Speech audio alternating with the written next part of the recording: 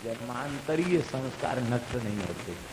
ध्रुव जी कई जन्मों के भक्त हैं और जो तपस्या करने का पूर्व जन्म का उनका अभ्यास है, उस अभ्यास के कारण इस जन्म में वह अभ्यास प्रबल हो गया और वे कठोर तपस्या में लग गए। यही समझ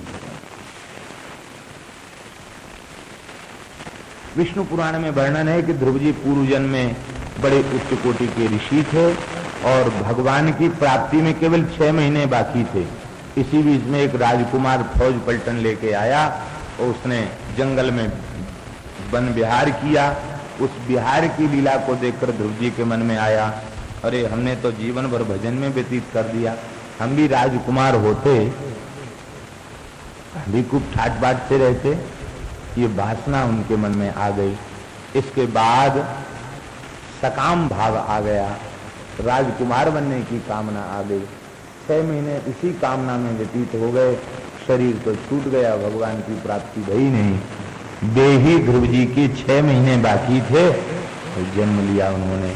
और देखो, जन्म लेने से भक्त का अनिष्ट नहीं होता, क्योंकि उस जन्म में 6 महीने में प्राप्ति करके भगवान को प्राप्त कर लेते तो कौन जानता उनके नाम को।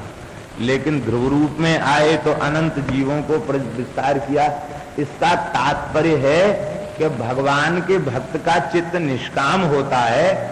भगवान जब अपने भक्त के चरित्र का विस्तार करना चाहते हैं तो अपनी इच्छा से, अपनी कृपा से उसके मन में संकल्प उत्पन्न कर देते हैं। ये संकल्प ले इसका जन्म हो, और जन्म होगा तो अनंत जीवों को इसकी भक्ति का लाभ मिलेगा। इसलिए श्री ठाकुर जी ने ऐसी भावना प्रकट की। आज ध्रुव जी की तपस्या इतनी अद्भुत तपस्या है, ध्यान योग समाधि लगाने वाले संसार में कम नहीं है, बहुत है। लेकिन ध्रुव जी जैसी समाधि आज तक किसी ने नहीं लगाई। ऐसी समाधि कि महाराज प्राण वायु का संकट उपस्थित हो गया, देवता भयभीत होकर भगवान की शरण में गए। बोले भगवान क्या प्रलय होने वाला है, हम लोगों के प्राण वायु रुक रहे हैं, हमारा लोकों में रहना मुश्किल हो रहा है। ध्रुव जी में इतना तेज बढ़ गया, भगवत स्वरूप ध्रुव जी हो गए कि कहते तस्थौ पदांगुष्ठ निपीडिता मही ननाम तत्रार्ध मिवेंद्रधिष्ठिता तरीव सभ्ये तरतः पदे पदे। जैसे कोई विशाल गजराज किसी नौका में चढ़ जाए और नौका उस गजराज के भार से झुक जाए, ऐसे ध्रुव जी के अंगूठे के बोझ से पृथ्वी झुक गई। 5 वर्ष के बालक में इतना वजन हो सकता है कि धरती झुक जाए। वे भगवान का ध्यान करते करते भगवान की संपूर्ण शक्ति उनमें प्रतिष्ठित हो गई। भगवान साक्षात उनके अंतःकरण में प्रकट हो गए, तो इतना तेज, इतना प्रभाव बढ़ गया कि पृथ्वी भी और उनके भार से झुक गई। भगवान प्रसन्न भये और भगवान ने कहा, देवताओं तुम निश्चिंत होकर अपने अपने लोक को जाओ। उत्तान पादिर मई संगतात्मा, उत्तान पाद कुमार ध्रुव ने अपने आत्मा को हमारे स्वरूप से एकीकृत कर दिया है। वो एकदम डूब गया है मेरी रूप सुधा सिंधु में, तदाकार वृत्ति को प्राप्त कर लिया है और मैं विश्वात्मा हूं। विश्वात्मा के साथ अपने अंतःकरण को एकीकृत कर देने के कारण सारे विश्व में प्राण वायु का संकट उपस्थित हो गया। अब मैं जाता हूं, ध्रुव को तप से निवृत्त करता हूं और मैं ध्रुव जी का दर्शन करने जा रहा हूं। भगवान दर्शन देने नहीं आए, ध्रुव जी का दर्शन करने ठाकुर जी पधारे। यहां मैत्री जी स्पष्ट शब्दों में कह रहे हैं, सहस्र शीर्षापि ततो गरुत्मता मधोर्वनं भृत्य दिदृक्षया गता। सहस्र शीर्षा भगवान गरुड़ जी पर विराजमान होकर के भृत्य दिदृक्षया, दृष्टुमिच्छया, भक्त के दर्शन की कामना से भगवान। ध्रुव जी श्री यमुना का तट है, ध्रुव टीला परम पवित्र स्थल है, महोली ग्राम में आज जो विद्यमान है। ध्रुव जी अंगूठे के बल से खड़े हैं, हाथ जोड़े हुए हैं, भगवान के स्वरूप का ध्यान कर रहे हैं। अंतःकरण में भगवान का सुंदर स्वरूप ध्रुव जी के प्रकाशित हो रहा है। ध्रुव जी को पता नहीं सामने कौन खड़ा है। और श्री ठाकुर जी भी ध्रुव जी की उस झांकी का दर्शन करके बहुत गदगद हो रहे हैं। जैसे भगवान के दर्शन में भक्त को आनंद आता है, ऐसे ही भक्त का दर्शन करने में ठाकुर जी को भी आनंद आता है। संत को देखने से ठाकुर जी भी आनंदित हो जाते, भक्त को देखने से ठाकुर जी भी आनंद में मर जाते।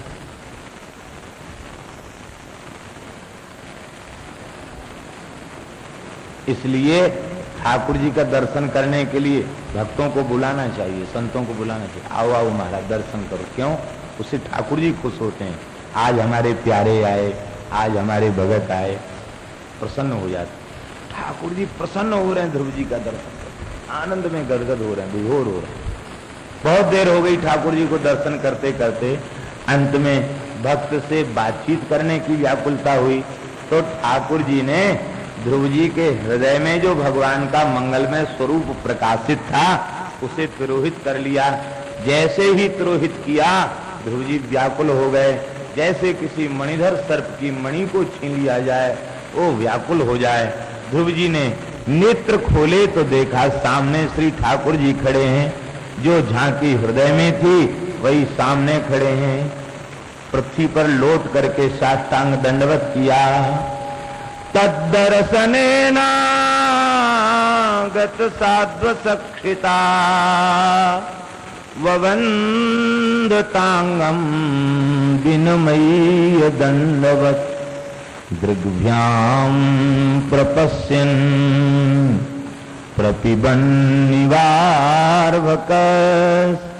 चुम्बन्निवासेन भुजै विवाश्लिसन। भगवान का दर्शन करने से ध्रुव जी अत्यंत विशुद्ध निष्पाप हो गए। पृथ्वी पर लौटकर साष्टांग दंडवत किया। और अब ध्रुव जी दर्शन कैसे करते हैं? देखिए, दर्शन करना सीखना हो तो ध्रुव जी से सीखे।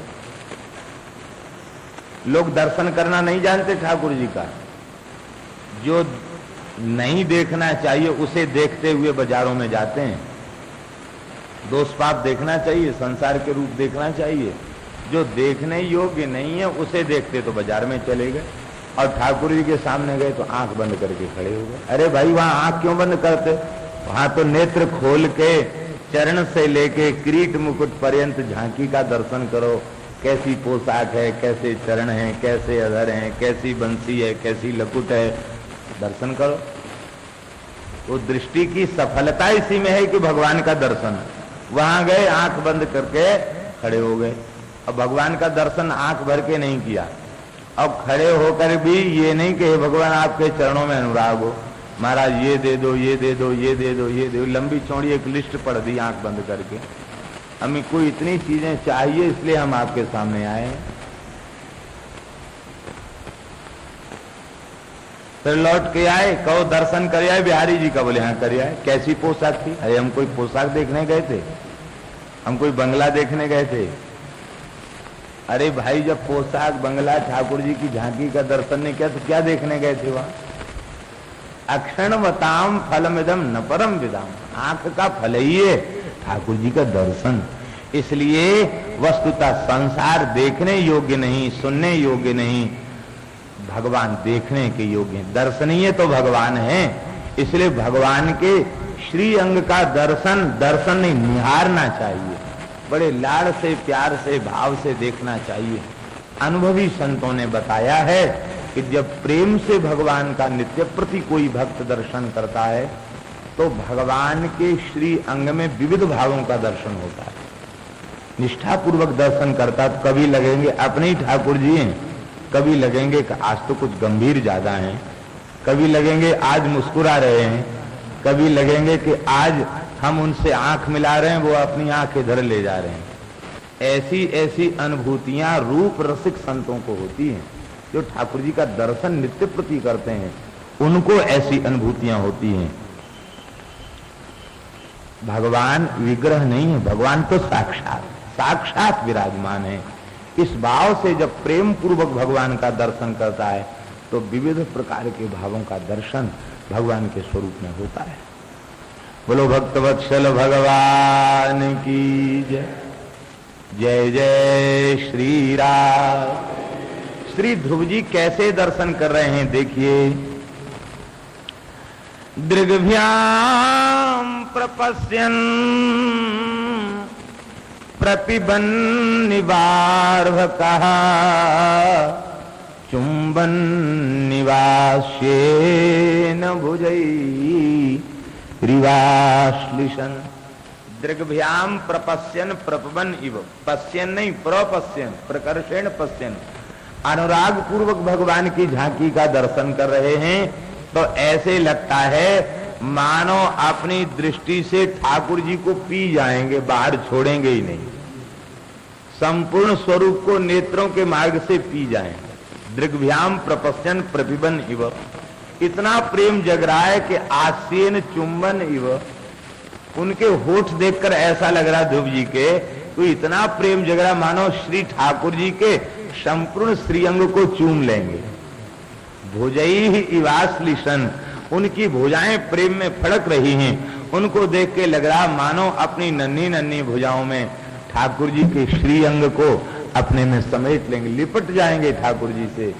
इस तरह का भाव ध्रुव जी के हृदय में, कंठ गदगद है, रोमांचित हैं, पुलकित हैं, नेत्रों से अविरल अश्रुधारा प्रवाहित हो रही है। और श्री ध्रुव जी महाराज सोचते हैं भगवान से क्या कहें, सबसे पहले क्या कहें, कैसे कहें, क्या स्तुति करें। हम तो पढ़े लिखे नहीं है, एक श्लोक भी कंठस्थ होता तो उस श्लोक को बोल के स्तुति तो कर लेते। ठाकुर जी का नाम है भक्त वांछा कल्पतरु, भक्तों की समस्त कामनाओं को पूर्ण करने में भगवान कल्प वृक्ष से भी बढ़ करके हैं। क्यों कल्प वृक्ष से बड़े हैं? कल्प वृक्ष तो सीमित देता, असीमित नहीं देता। अब कल्प वृक्ष जड़ है, अब भगवान तो चेतनों के भी चेतन है, इसलिए कल्प वृक्ष से उपमा देना भी ठीक नहीं। कल्प वृक्षों से भी अनंत गुणित उदारता भगवान में है, भक्त की कोई कामना अधूरी नहीं रखते। श्री ठाकुर जी समझ गए और श्री ठाकुर जी ने दक्षिण कपोल पर अपने दिव्य पांचजन्य शंख का स्पर्श करा दिया।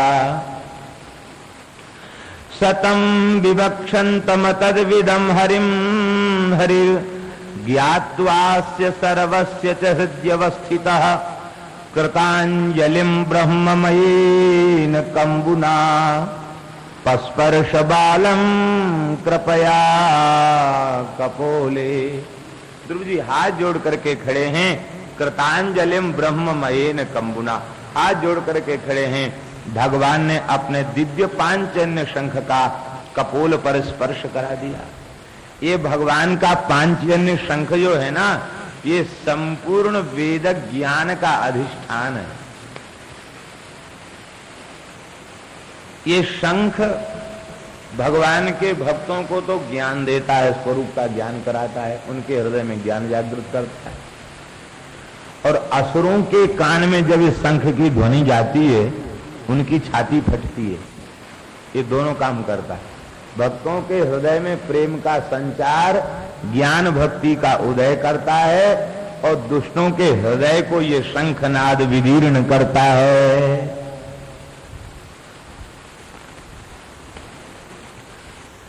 विष्णोर्मुखोत्थानिलपूरितस्य यस्य ध्वनिर्दानवदर्पहन्ता तत्पांचजन्यं शशिकोटिशुभ्रं शंखं सदाहं शरणं प्रपद्ये। बोलो शंख नारायण भगवान की।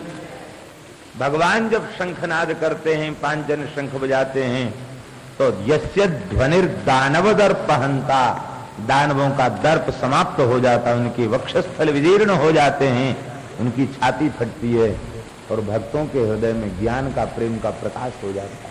जैसी कपोल से स्पर्श कराया, ध्रुव जी की सोई हुई सरस्वती जागृत हो गई। श्री ध्रुव जी महाराज भगवान का स्तवन करने लगे। ध्रुव जी की स्तुति बड़ी अद्भुत स्तुति श्री मद्भागवत में है। इन भक्तों की स्तुति पढ़ करके और ही भागवत धर्म का, भागवत के रहस्य का, भागवत के सिद्धांत का जो ज्ञान है वो भागवत में जो भक्तों की, भागवतों की स्तुतियां हैं उनको पढ़ करके ही होता है, श्रवण करने से ही होता है। और देखिए इस स्तुति में एक विलक्षणता है। यद्यपि भक्तों की जो 4 कोटियां हैं, आर्तो जिज्ञासु अर्थार्थी ज्ञानी च भरतर सब, इनमें कतिपय लोगों ने ध्रुव जी को अर्थार्थी भक्त माना है। कामना उत्तम पद की प्राप्ति के लिए तो भजन किया, लेकिन संपूर्ण ध्रुव जी की स्तुति में कहीं ये बात का सीधे सीधे और न प्रकारांतर से कहीं कोई संकेत नहीं मिलता जो ध्रुव जी ने कहा कि महाराज हम राजा बनेंगे। इतनी निष्कामता, और निष्कामता से परिपूर्ण स्तुति है। और परिपूर्ण स्तुति ही नहीं है, कामना करने वालों की ध्रुव जी बड़ी निंदा कर रहे हैं, उपेक्षा कर रहे हैं। अरे राम, आपका भजन करके कामना करते हैं, धिक्कार है उन लोगों को। इसका तात्पर्य है कि श्री ठाकुर जी की उपासना की सबसे बड़ी महिमा यही है कि यहां सकाम भाव से उपासना करने वाले को भी जब भगवत साक्षात्कार होता है तो उसकी कामना की कीच बह के बाहर हो जाती, खत्म हो जाती, कामना उसके चित्त में नहीं रहती। भगवान की उपासना चाहे सकाम हो अथवा निष्काम हो, दर्शन होगा कि सारी कामना समाप्त हो जाए। ध्रुव जी की कामनाएं समाप्त हो गई। ध्रुव उवाच योऽन्तः प्रविश्य मम वाचमिमां प्रसुप्तां संजीवयत्यखिल शक्तिधरः स्वधाम्ना अन्याश्च हस्तचरणश्रवणत्वगादीन् प्राणान्नमो भगवते पुरुषाय तुभ्यम्। अखिल शक्तिधर भगवान संपूर्ण शक्ति के आश्रय हैं, आधार हैं। संपूर्ण शक्ति भगवान में विराजमान है। सही सर्वज्ञ सर्वविद सर्वेश्वर प्रभु हैं, उनमें संपूर्ण शक्ति विराजमान है, संपूर्ण शक्ति के आश्रय हैं। हे सर्व समर्थ सर्वशक्तिमान सर्वेश्वर प्रभु, आपने मेरे अंतःकरण में प्रवेश करके मेरी सोई हुई वाणी को, सरस्वती को, ऋतंभरा प्रज्ञा को आपने जागृत कर दिया। और केवल आपने मेरी ज्ञान शक्ति को ही जागृत नहीं किया, ज्ञान शक्ति, क्रिया शक्ति, इच्छा शक्ति को ही जागृत नहीं किया, अपितु आपने हमारी संपूर्ण ज्ञानेन्द्रिय और कर्मेंद्रियों को भी जागृत कर दिया। मन बुद्धि चित्ता अहंकार को भी जागृत कर दिया, पंच ज्ञानेन्द्रियों को भी जागृत कर दिया और कर्मेंद्रियों को भी जागृत कर दिया। देखिए जागृत होने का तात्पर्य क्या है?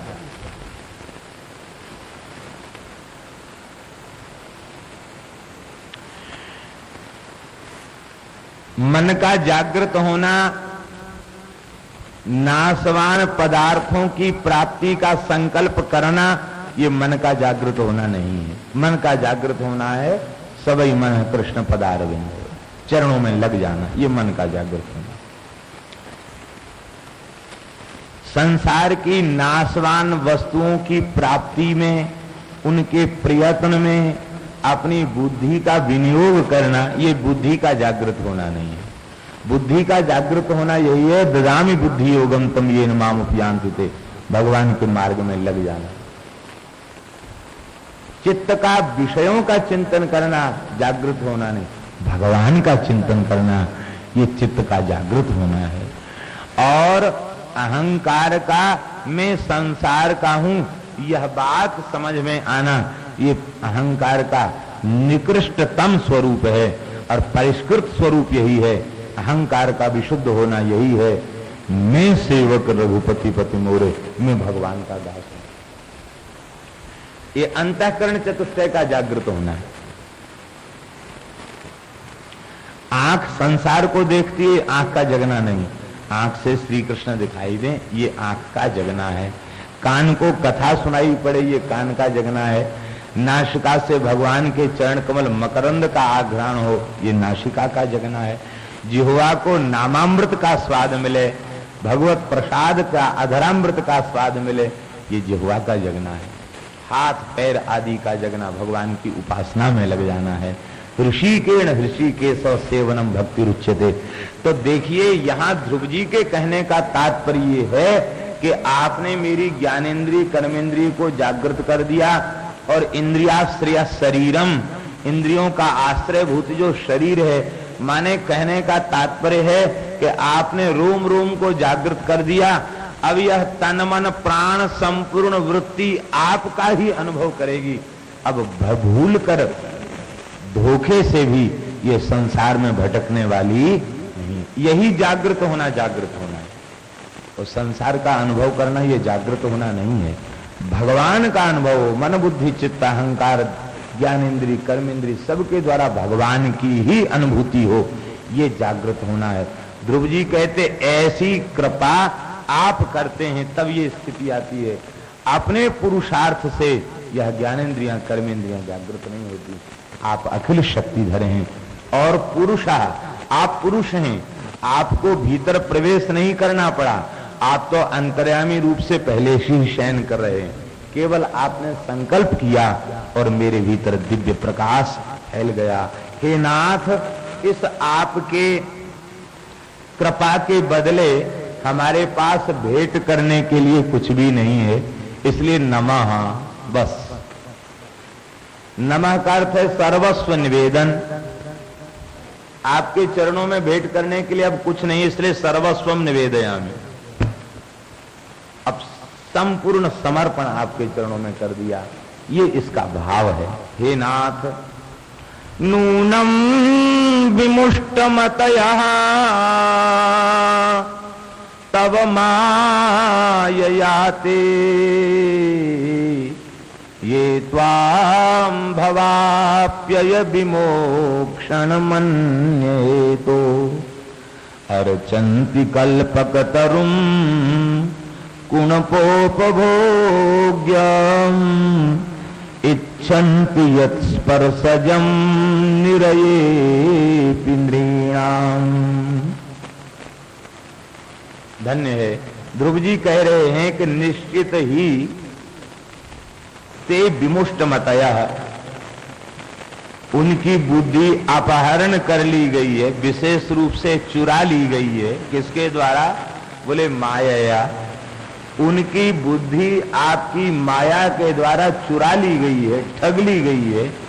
जो लोग आपकी उपासना तो करते हैं, भजन खूब करते हैं, भक्ति करते हैं, लेकिन किस लिए करते हैं? संसार की नाशवान वस्तुओं की प्राप्ति के लिए आपकी भक्ति करते हैं। रूप रस गंध शब्द स्पर्श के भोगों की प्राप्ति के लिए आपका भजन करते हैं। उनकी बुद्धि को आपकी माया ने ठग लिया है, इसलिए वे आपका भजन संसार की वस्तु की कामना से करते हैं। और संसार की नहीं तो कहेंगे कि भाई हमें संसार में तो नहीं, हमें उत्तम भोग चाहिए स्वर्ग आदि लोकों में। भाई भोगत्वेन भोग चाहे यहां के हैं चाहे वहां के हैं, दोनों नाशवान हैं।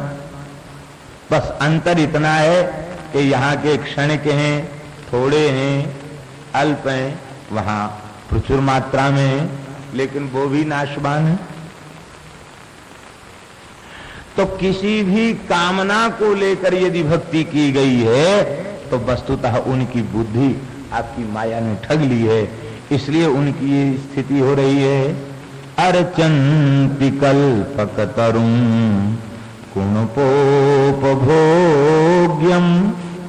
जो आपकी उपासना संसार चक्र से सदा सर्वदा के लिए छुड़ा सकती है, उस उपासना को करने के बाद वे क्या करते हैं? इच्छन्ति, भोगानि इच्छन्ति, वे भोगों को ही चाहते हैं। कौन से भोगों को चाहते हैं?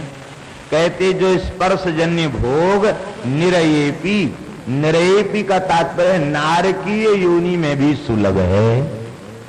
अब आप बताइए, श्री वृंदावन बिहारी लाल की। अब आप बतावें कि जिन भोगों को जीव भगवान का भजन करके प्राप्त करना चाहता है, वे भोग क्या सुअर कुत्ते की योनि में सुलभ नहीं है? विचार करें तो ये बात समझ में आ जाएगी, विचार करें तो ये बात समझ में आ जाएगी कि मनुष्य को यही वस्तुएं अत्यंत प्रयत्न परिश्रम पूर्वक प्राप्त करने पर मिलती हैं, और मिलने पर भी तमाम तरह की शास्त्र की सदाचार की मर्यादाओं का प्रतिबंध लगा हुआ है, समाज की शास्त्र की मर्यादाओं का प्रतिबंध लगा हुआ है, और उसमें भी मिलेगी तो सीमित मिलेगी। और सूकर कुकर आदि की योनियों में यही भोग असीमित मात्रा में मिलते हैं और बिना पुरुषार्थ के मिलते हैं। तो जो भोग सुअर और कुत्ते को बिना परिश्रम पुरुषार्थ के मिल गए, उन्हीं भोगों को प्राप्त करने के लिए मनुष्य ने भगवान की उपासना की, तो वो मूर्ख है कि नहीं? विषय का सुख प्राप्त करने के लिए सुअर ने कितनी तपस्या की। ब्याह करने के लिए उसके बाप को भी चिंता नहीं करनी पड़ी कि हमारा बेटा सुअर है, इसका ब्याह हम कहां करें। उसको न पढ़ने लिखने की चिंता, न नौकरी चाकरी की चिंता, न व्यापार खेती की चिंता। मस्त घूमता है, नालियों में लौटता है, और परिवार का प्रतिबंध भी उसके ऊपर नहीं है कि तुम राशन आपका रद्द कर दिया जाएगा, राशन का आएगा, ऐसी भी बात नहीं है, चाहे जितनी संतान उत्पन्न करे। आप लोग कहेंगे वे तो सुअर के भोग हैं, मनुष्य के भोग उनसे श्रेष्ठ हैं। ये केवल आपकी कल्पना है। वास्तविकता ये है कि इन रूप रसगंध शब्द स्पर्श के भोगों को भोगने में जितना स्वाद आपको मिलता है, उससे कम स्वाद सुअर कुत्ते आदि को नहीं मिलता।